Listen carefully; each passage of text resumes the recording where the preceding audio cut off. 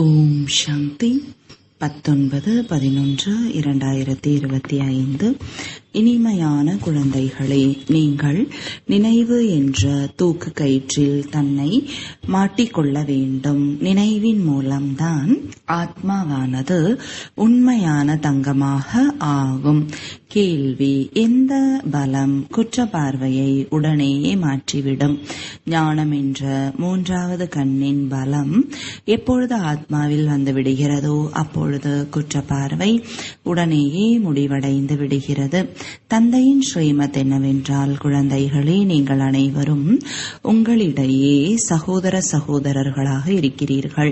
உங்களது கண்கள் ஒரு பொழுதும் குற்றம் நிறைந்ததாக ஆகவே முடியாது. நீங்கள் எப்பொழுதும் நினைவின் போதையில் இருங்கள். ஆஹா, எனது அதிர்ஷ்டம், ஆஹா, எனக்கு இறைவன் கற்பிக்கிறார். இவ்வாறு சிந்தனை செய்யும் பொழுது போதையுடன் இருப்பீர்கள். ஓம் சாந்தி. இனிமையிலும் இனிமையான ஆன்மீக குழந்தைகளுக்காக ஆன்மீக தந்தை புரிய வைத்துக் கொண்டிருக்கிறார். ஆன்மீக தந்தையும் ஆத்மாதான். ஆனால் அவர் முழுமையானவர், குறைகள் இல்லாதவர். அவரிடம் எந்த கரையும் ஏற்படுவது கிடையாது. என்னிடம் கரை இருக்கிறது என்று சிவபாபா கூறுவாரா? முற்றிலும் கிடையாது. இந்த தாதா முழு கரையுடன் இருந்தார். இவரிடத்தில் தந்தை பிரவேசம் செய்ததால் உதவியும் கிடைத்தது.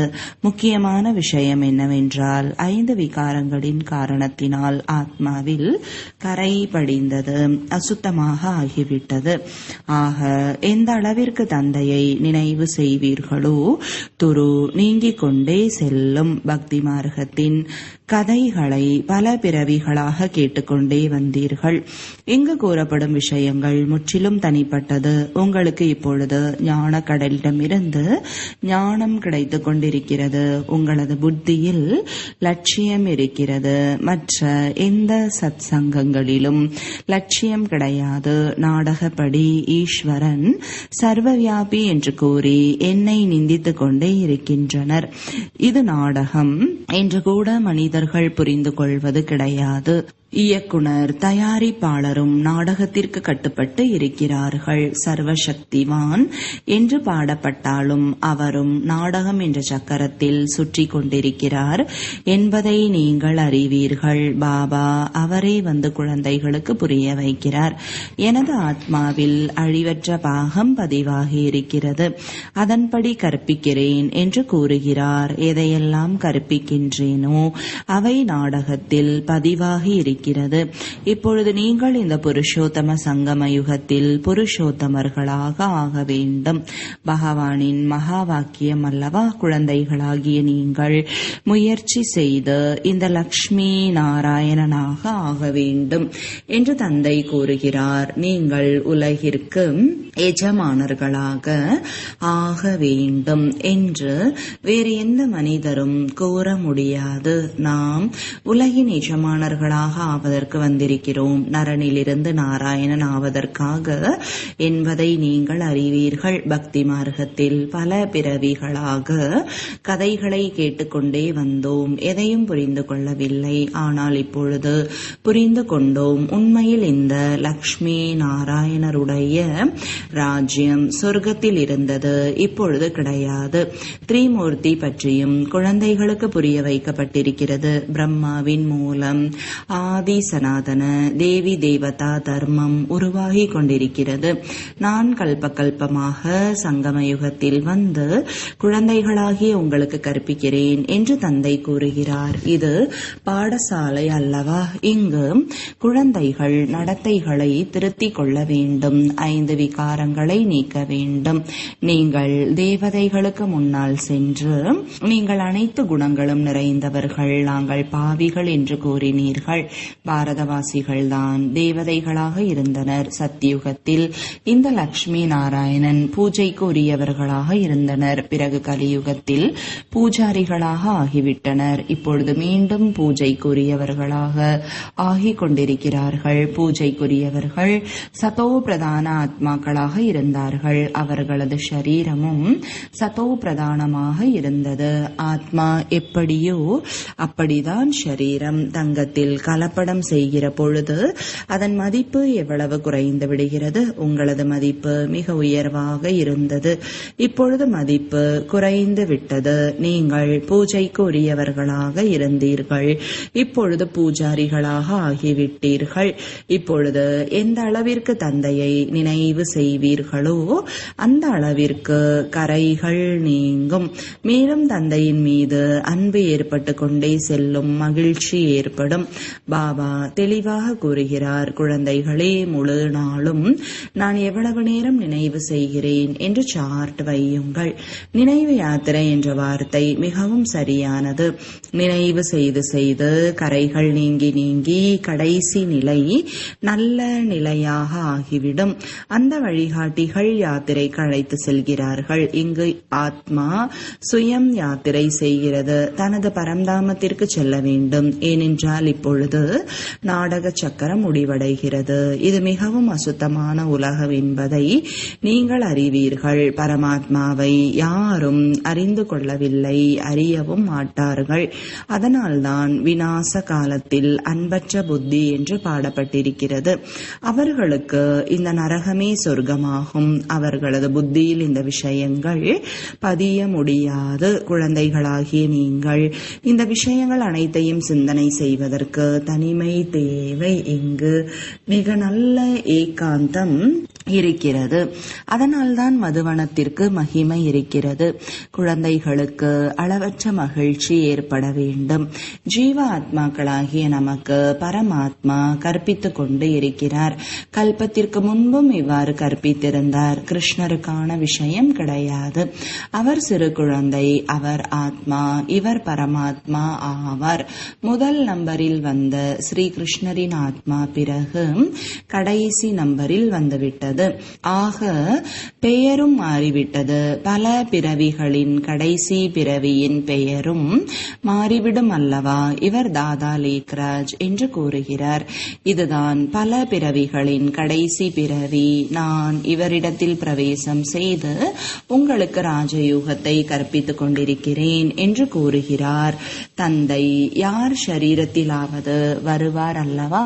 சாஸ்திரங்களில் இந்த விஷயம் கிடையாது. குழந்தைகளாகிய உங்களுக்கு தந்தை கற்பிக்கிறார். நீங்கள் தான் படிக்கிறீர்கள். பிறகு சத்தியுகத்தில் இந்த ஞானம் இருக்காது, அங்கு பலன் கிடைக்கும். தந்தை சங்கமத்தில் வந்து இந்த ஞானத்தை கூறுகிறார். பிறகு நீங்கள் பதவியை அடைந்து விடுகிறீர்கள். இந்த நேரம் எல்லையற்ற தந்தையிடமிருந்து எல்லையற்ற ஆஸ்தியை அடையக்கூடிய நேரமாகும். ஆகையால் குழந்தைகள் எந்த தவறும் செய்யக்கூடாது. மாயை அதிகமான தவறுகளை செய்விக்கிறது. அவர்களுக்கு அதிர்ஷ்டம் இல்லை என்பதை புரிந்து கொள்ள வேண்டும். தந்தை முயற்சி செய்விக்கிறார், ஆனால் அதிர்ஷ்டத்தில் எவ்வளவு வித்தியாசம் ஏற்பட்டு விடுகிறது. சிலர் தேர்ச்சி அடைகிறார்கள், சிலர் தோல்வியடைந்து விடுகிறார்கள். இரட்டை கிரீடதாரிகளாக ஆவதற்கான முயற்சி செய்ய வேண்டும். இல்லற காரியங்களில் இருங்கள் என்று தந்தை கூறுகிறார். லௌகீக தந்தையின் சுமைகளை குழந்தைகள் குறைக்க வேண்டும், சட்டப்படி நடக்க வேண்டும். இங்கு அனைத்தும் நியமத்திற்கு புறம்பாக இருக்கிறது. நாம் தான் இந்த அளவிற்கு உயர்ந்த தூய்மையானவர்களாக இருந்தோம், பிறகு கீழே விழுந்து விட்டோம் என்பதை அறிவீர்கள். இப்பொழுது மீண்டும் தூய்மையாக ஆக வேண்டும். பிரஜாபிதா பிரம்மாவின் குழந்தைகள் அனைவரும் பிரம்மா குமார் பிரம்மா குமாரிகளாக இருக்கிறீர்கள். ஆகையால் குற்றப்பார்வை இருக்கக்கூடாது. ஏனென்றால் நீங்கள் சகோதரன் சகோதரிகளாக ஆகிவிட்டீர்கள் அல்லவா? இந்த யுக்தியை தந்தை கூறுகிறார். நீங்கள் அனைவரும் பாபா பாபா என்று கூறிக்கொண்டே இருக்கிறீர்கள் என்றால் சகோதரன் சகோதரிகளாக ஆகிவிட்டீர்கள். பகவானை அனைவரும் பாபா என்று கூறுகிறார்கள் அல்லவா? நாம் சிவ பாபாவின் குழந்தைகள் என்று ஆத்மாக்கள் கூறுகின்றன. ஷரீரத்தில் வருகின்ற பொழுது சகோதரன் சகோதரிகளாக ஆகிவிடுகிறீர்கள். பிறகு எவ்வாறு குற்றப்பார்வை இருக்க முடியும்? நீங்கள் பெரிய பெரிய சபைகளிலும் இதை புரிய வைக்க முடியும். நீங்கள் அனைவரும் சகோதரன் சகோதரனாக இருக்கிறீர்கள். பிறகு பிரஜாபிதா பிரம்மாவின் மூலம் படைப்புகள் படைக்கப்பட்டன என்றால் சகோதரன் சகோதரிகளாக ஆகிவிடுகிறீர்கள். வேறு எந்த சம்பந்தமும் கிடையாது. நாம் அனைவரும் ஒரு தந்தையின் குழந்தைகள். எப்படி விகாரத்தில் செல்ல முடியும்? சகோதரனாகவும் இருக்கிறோம், சகோதர சகோதரிகளாகவும் இருக்கிறோம். இந்த கண்கள் ஏமாற்றக்கூடியது. கண்களால் நல்ல பொருளை பார்த்ததும் அடைய வேண்டும் என்று உள்ளம் விரும்புகிறது. ஒருவேளை கண்கள் பார்க்கவே இல்லை என்றால் பொறாமையும் ஏற்படாது. இந்த குற்ற பார்வையை மாற்ற வேண்டும். சகோதரன் சகோதரி விகாரத்தில் செல்ல முடியாது. அப்படிப்பட்ட பார்வையை நீக்கிவிட வேண்டும். ஞானம் என்ற மூன்றாவது கண்ணில் பலம் இருக்க வேண்டும். அரை கல்பமாக இந்த கண்களினால் காரியங்கள் செய்தீர்கள். இப்பொழுது இந்த கரை அனைத்தையும் எப்படி போக்குவது என்று தந்தை கேட்கிறார். தூய்மையாக இருந்த ஆத்மாக்களாகிய நம்மிடம் கரை ஏற்பட்டுவிட்டது. எந்த அளவிற்கு தந்தையை நினைவு செய்வீர்களோ அந்த அளவிற்கு தந்தையின் மீது அன்பு ஏற்படும். படிப்பின் மூலம் அல்ல, நினைவின் மூலம் அன்பு அதிகரிக்கும். பாரதத்தின் நினைவு மிகவும் பழமையானது. இதன் மூலம் ஆத்மா தூய்மையாகி தனது இருப்பிடத்திற்கு சென்றுவிடும். அனைத்து சகோதரர்களுக்கும் தங்களது தந்தையின் அறிமுகத்தை கொடுக்க வேண்டும். சர்வ வியாபி என்ற ஞானத்தின் மூலம் மிக முற்றிலுமாக கீழே விழுந்து விட்டார்கள். நாடகத்தில் உங்களது பாகம் இவ்வாறு இருக்கிறது என்று தந்தை கூறுகிறார். ராஜ்யம் ஸ்தாபனையாக வேண்டும். கல்பத்திற்கு முன்பு யார் எவ்வளவு முயற்சி செய்தார்களோ அவசியம் அவ்வாறு செய்வார்கள். நீங்கள் சாட்சியாக பார்த்து கொண்டிருக்கிறீர்கள். இந்த கண்காட்சி போன்றவைகளை பலர் பார்த்து செல்வார்கள். உங்களுடையது ஈஸ்வரிய இயக்கம். இது நிராகார இறை தந்தையின் இயக்கம். அவர்களுடையது கிறிஸ்துவ இயக்கம், பௌத்த இயக்கம். இது நிராகார ஈஸ்வரிய இயக்கம். நிராகாரமானவர் யாருடைய சரீரத்திலாவது வருவார் அல்லவா? நிராகார ஆத்மாக்களாகிய நீங்களும் என் கூடவே வசிக்கக்கூடியவர்களாக இருந்தீர்கள். இந்த நாடகம் எப்படி இருக்கிறது என்பது யாருடைய புத்தியிலும் கிடையாது. ராவண ராஜ்யத்தில் அனைவரும் விபரீத புத்தியுடையவர்களாக ஆகிவிட்டனர். இப்பொழுது தந்தையின் மீது அன்பு செலுத்த வேண்டும். எனக்கு ஒருவரை தவிர வேறு யாரும் இல்லை என்பதுதான் உங்களது உறுதிமொழி. பற்றற்றவர்களாக ஆக வேண்டும். மிகுந்த முயற்சி இருக்கிறது. இது தூக்கு கயிறில் தொங்குவது போன்றது ஆகும். தந்தையை நினைவு செய்வது என்றால் தூக்கில் தொங்குவது. ஷரீரத்தை மறந்து தந்தையின் நினைவில் ஆத்மா சென்றுவிட வேண்டும். தந்தையின் நினைவு மிகவும் அவசியமானது. இல்லை என்றால் பாவங்கள் எப்படி அழியும்? சிவபாபா நமக்கு கற்பிக்கிறார் என்ற மகிழ்ச்சி குழந்தைகளுக்குள் இருக்க வேண்டும். யாராவது கேட்டால் இவர்கள் என்ன கூறுகிறார்கள் என்று கேட்பர். ஏனென்றால் அவர்கள் கிருஷ்ணரை தான் பகவான் என்று நினைக்கின்றனர். நாம் இப்பொழுது கிருஷ்ணரின் ராஜ்யத்திற்கு செல்கிறோம் என்ற அளவற்ற மகிழ்ச்சி உங்களுக்குள் ஏற்படுகிறது. நாமும் இளவரசியாக ஆக முடியும். அனைவரும் முதல் நம்பரில் வந்துவிட முடியாது. வரிசைப்படியாக உருவாகும். தந்தை கூறுகிறார், குழந்தைகளே அதிகமாக முயற்சி செய்யுங்கள். நரனிலிருந்து நாராயணனாக வந்துள்ளீர்கள். சத்தியநாராயணருடைய கதை சத்தியமான லக்ஷ்மியின் கதை என்று ஒரு பொழுதும் கேள்விப்பட்டிருக்க மாட்டீர்கள். அனைவரும் கிருஷ்ணரின் மீது அன்பு செலுத்துகிறார்கள். கிருஷ்ணரை தான் ஊஞ்சலில் ஆட்டுவிக்கிறார்கள். ஏன் ராதைக்கு செய்வது இல்லை? நாடகப்படி அவரது பெயர்தான் பயன்படுத்தப்பட்டு வருகிறது. உங்களது தோழியாக ராதையும் இருக்கிறார். இருப்பினும் அன்பு கிருஷ்ணர் மீது இருக்கிறது. அவரது பாகமும் நாடகத்தில் இவ்வாறு இருக்கிறது. குழந்தைகள் எப்பொழுதும் பிரியமானவர்களாக தான் இருப்பார்கள். தந்தை குழந்தைகளை பார்த்து எவ்வளவு மகிழ்ச்சி அடைவார்? ஆண் குழந்தை பிறந்துவிட்டால் மகிழ்ச்சி அடைவார்.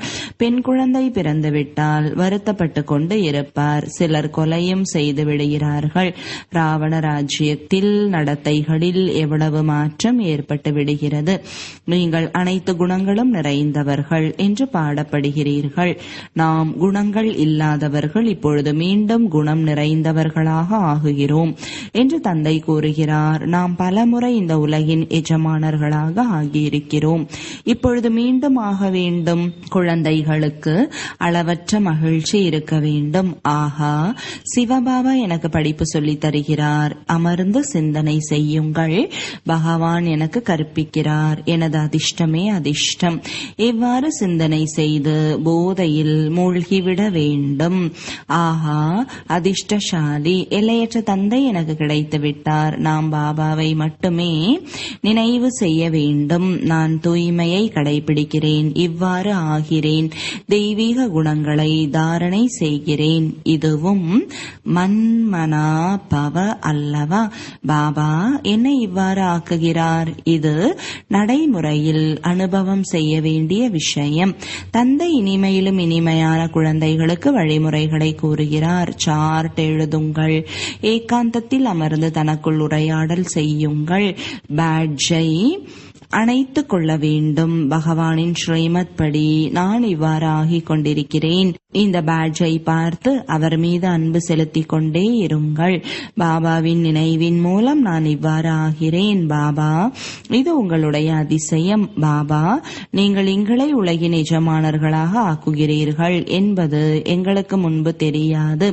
தீவிரமான பக்தியில் கழுத்தை அறுத்து கொள்வதற்கும் உயிரை தியாகமும் செய்து விடுகிறார்கள். அப்பொழுதுதான் தரிசனம் கிடைக்கிறது. இப்படிப்பட்டவர்களுக்கு தான் பக்த மாலை உருவாக்கப்பட்டிருக்கிறது. பக்தர்களுக்கு மரியாதை இருக்கிறது. கலியுக பக்தர்கள் சக்கரவர்த்திகளை போல இருக்கிறார்கள். இப்பொழுது குழந்தைகளாகிய உங்களுக்கு எல்லையற்ற தந்தையின் மீது அன்பு இருக்கிறது. ஒரு தந்தையை தவிர வேறு யாருடைய நினைவும் இருக்கக்கூடாது. புத்தியின் லைன் தெளிவாக இருக்க வேண்டும். நமது 84 பிறவிகள் முடிந்துவிட்டது. தந்தையின் கட்டளைப்படி முழுமையாக நடந்து கொள்ள வேண்டும். காமம் மிக பெரிய எதிரி, அதன் மீது வெற்றி அடைய வேண்டும். தோல்வி அடைந்து வருத்தப்பட்டு என்ன செய்ய போகிறீர்கள்? முற்றிலும் எலும்பு உடைந்துவிடும். மிக பெரிய தண்டனை கிடைத்துவிடும். கரை நீங்குவதற்கு பதிலாக மேலும் அதிகமாகிவிடும். நினைவு வரவே வராது. நினைவில் இருப்பதில்தான் அதிகமான முயற்சி இருக்கிறது. நான் தந்தையின் நினைவில்தான் இருக்கிறேன் என்று பலர் பொய் கூறுகிறார்கள். அவ்வாறு இருக்க முடியாது என்பது பாபாவிற்கு தெரியும். இதில் மாயையின் புயல்கள் அதிகமாக வருகின்றன. அவ்வாறு கனவுகள் வரும், முழுமையாக தொந்தரவு செய்யும். ஞானம் மிகவும் எளிது. சிறிய குழந்தை கூட புரிய வைத்துவிடும். மற்றபடி நினைவு யாத்திரையில்தான் அதிகமான சண்டை இருக்கிறது. நான் அதிகமான சேவை செய்கிறேன் என்று மகிழ்ச்சி அடைந்து விடாதீர்கள். தனது குப்தமான சேவையை செய்து கொண்டே இருங்கள். நான் சிவபாபாவின் முதல் குழந்தை என்ற போதை இவருக்கு இருந்தது. பாபா உலகை படைக்கக்கூடியவர் என்றால் நாமும் சொர்க்கத்திற்கு எஜமானர்களாக ஆவோம். இளவரசராக கூடியவன் இந்த உள்ளார்ந்த மகிழ்ச்சியில் இருக்க வேண்டும். ஆனால் குழந்தைகளாகிய நீங்கள் எந்த அளவிற்கு நினைவில் இருப்பீர்களோ அந்த அளவிற்கு எனக்கு கிடையாது. பாபா அதிகமான சிந்தனை செய்ய வேண்டியிருக்கிறது. பாபா பெரிய மனிதர்களை ஏன் கவனிக்கிறார்கள் என்ற பொறாமை குழந்தைகளுக்கு வந்துவிடக்கூடாது. தந்தை ஒவ்வொரு குழந்தையின் நாடியை பார்த்து அவருக்கு நன்மை செய்யும் பொருட்டு ஒவ்வொருவரையும் அவ்வாறு நடத்துகிறார். ஒவ்வொரு மாணவனையும் எப்படி நடத்த வேண்டும் என்று ஆசிரியர் அறிவார். குழந்தைகளுக்கு இதில் சந்தேகம் வரக்கூடாது. நல்லது. இனிமையிலும் இனிமையான தேடி கண்டெடுக்கப்பட்ட செல்லமான குழந்தைகளுக்கு தாயும் தந்தையும் ஆகிய பாப்தாதாவின் அன்பு நினைவுகள் மற்றும் காலை வணக்கங்கள். ஆன்மீக குழந்தைகளுக்கு ஆன்மீக தந்தையின் அன்பு நினைவுகள் மற்றும் வணக்கங்கள். ஆன்மீக தந்தைக்கு ஆன்மீக குழந்தைகளின் அன்பு நினைவுகளும் வணக்கங்களும். தாரணைக்கான முக்கிய சாரம்: முதலாவது, தனிமையில் அமர்ந்து தனக்குள் உரையாடி கொள்ள வேண்டும். ஆத்மாவிற்குள் படிந்திருக்கும் கரையை நீக்குவதற்காக நினைவு யாத்திரையில் இருக்க வேண்டும். இரண்டாவது, எந்த ஒரு விஷயத்திலும் சந்தேகம் வரக்கூடாது, பொறாமையும் கூடாது. அளவற்ற மகிழ்ச்சி இருக்க வேண்டும். தனது குப்தமான சேவையை செய்ய வேண்டும். வரதானம்: யாசகரிலிருந்து இளவரசன் என்ற நடிப்பை முழுமையாக நடைமுறையில் நடிக்கக்கூடிய தியாகி மற்றும் உன்னதமான பாக்கியம் நிறைந்த ஆத்மா ஆகுக.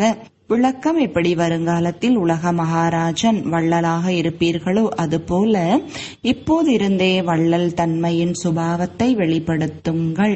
யாரிடம் இருந்தேனும் சிறிதளவு மீட்பை பெற்றுக்கொண்டு உதவியை கொடுப்பது என்ற சங்கல்பம் இருக்கக்கூடாது. இதைதான் யாசகனிலிருந்து இளவரசன் என்று கூறுவது. சுயம் பெற்றுக்கொள்வதற்கான ஆசை இல்லை. இந்த அல்பகால ஆசையிலிருந்து பிச்சைக்காரர் ஆகிவிடுங்கள். அத்தகைய பிச்சைக்காரர் தான் முழுமையாக யாசகரிலிருந்து இளவரசன் என்ற நடிப்பை நடைமுறையில் நடிக்கிறார்களோ அவர்கள் சதா தியாகி மற்றும் சிரேஷ்ட பாக்கியசாலி என அழைக்கப்படுவார்கள். தியாகத்தின் மூலம் சதா காலத்திற்கான பாக்கியம் தானாக வசமாகிவிடும். ஸ்லோகன்: எப்பொழுதும் மகிழ்ச்சியுடன் இருப்பதற்காக சாட்சி நிலையின் இருக்கை மீது அமர்ந்து பார்ப்பவராகி ஒவ்வொரு விளையாட்டையும் பாருங்கள். அவ்யக்த சமிஞ்சை அஷரீரி அல்லது விதேகி நிலையின் பயிற்சியை அதிகரியுங்கள். அஷரீரி நிலையின் அனுபவம் செய்வதற்காக சூக்ஷ்ம சங்கல்ப ரூபத்திலும் கூட எங்கேயும் பற்றி இருக்கக்கூடாது. சங்கல்பத்தின் ரூபத்தில், தொடர்பின் ரூபத்தில் அல்லது தனது எந்த ஒரு விசேஷ தன்மையின் பக்கம் கூட பற்றுதல் இருக்கக்கூடாது. தனது ஏதாவது ஒரு விசேஷ தன்மையின் பக்கமாக கூட பற்று இருக்கும் என்றால் அந்த பற்றுதல் பந்தனங்களிலிருந்து விடுபட விடாது, மேலும் அஷரீரி ஆகவும் விடாது. ஓம் சாந்தி.